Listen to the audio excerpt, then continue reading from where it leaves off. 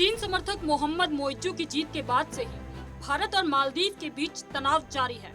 इसी तनाव के बीच मोइज्जू चीन दौरे पर गए थे, लेकिन लौटते ही उन्होंने मालदीवियन डेमोक्रेटिक पार्टी से करारी हार का सामना करना पड़ा। आपको बता दें, एमडीपी यानी मालदीवियन डेमोक्रेटिक पार्टी एक भारत समर्थक पार्टी है और एमडीपी के उम्मीदवार एडम अजीम ने मोइज्जू की पार्टी के उम्मीदवार को मेयर चुनाव में करारी शिकस्त दी है। ये पद हाल ही तक मोइज्जू के पास था और मोइज्जू ने पिछले साल राष्ट्रपति चुनाव लड़ने के लिए इस पद से इस्तीफा दे दिया था, जिसके बाद मेयर पद के लिए चुनाव लड़ा गया। इसमें मोइज्जू की पार्टी पीपल्स नेशनल कांग्रेस के उम्मीदवार एशात अजीमा शकूर को भारी वोटों से हार मिली है। जीत के बाद एमडीपी के एडम अजीम को मालदीव की राजधानी माले का नया मेयर चुना गया है, जब मोइज्जू की जगह लेंगे। मालदीव की मीडिया ने भी एडम की जीत को बड़ा बताया है और कहा है कि अजीम ने ये जीत बड़े अंतर से हासिल की है।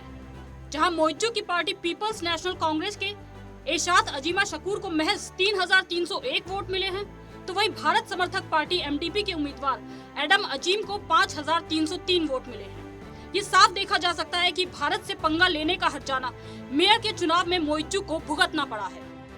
गौरतलब है कि मालदीवियन डेमोक्रेटिक पार्टी का नेतृत्व भारत समर्थक पूर्व राष्ट्रपति मोहम्मद सोलिह कर रहे हैं, जो राष्ट्रपति चुनाव में चीन समर्थक नेता मोइज्जू से हार गए थे। लेकिन मेयर चुनावों में अजीम की जीत से एमडीपी का राजनीतिक भविष्य एक बार फिर से सुनहरा दिखने लगा है। हालांकि अब भी संसद में एमडीपी सांसदों की संख्या ज्यादा है।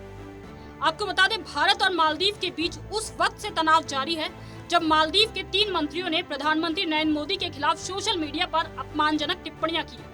इसके बाद से दोनों देशों के संबंधों में कड़वाहट आ गई। वहीं विवाद के बीच मोइज्जू चीन के दौरे पे भी गए और आते ही उनके स्वर बदल गए। हाल ही में उन्होंने भारत को अल्टीमेटम दिया है कि भारत मालदीव से अपने सैनिकों को 15 मार्च तक वापस बुला ले। वहीं प्रधानमंत्री मोदी का अपमान करना भी मालदीव को भारी पड़ा है। भारत के लोगों ने मालदीव का बहिष्कार करना शुरू कर दिया और मालदीव की अर्थव्यवस्था पर्यटन पर आधारित है। वहाँ सबसे अधिक पर्यटन भारत से ही आते हैं। नेटवर्क 10 के लिए न्यूज डेस्क से अदिति विश्वकर्मा की रिपोर्ट।